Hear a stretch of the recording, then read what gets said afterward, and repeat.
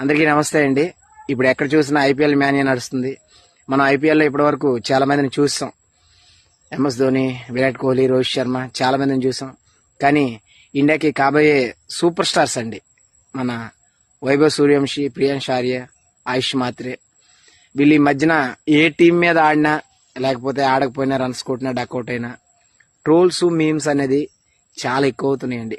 ఒక ఇండియన్గా, ఒక IPL లవర్గా, cricket అభిమానించే వాళ్ళగా చెప్తున్నానండి. ఇండియాకి కాబోయే సూపర్ స్టార్స్ వాళ్ళని మనం ఎంకరేజ్ చేయాలండి.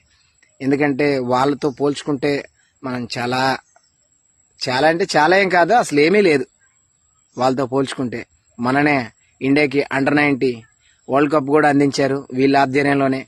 వాళ్ళని మనం ట్రోల్స్ చేయకుండా, మీమ్స్ చేయకుండా ఎంకరేజ్ చేయాలండి.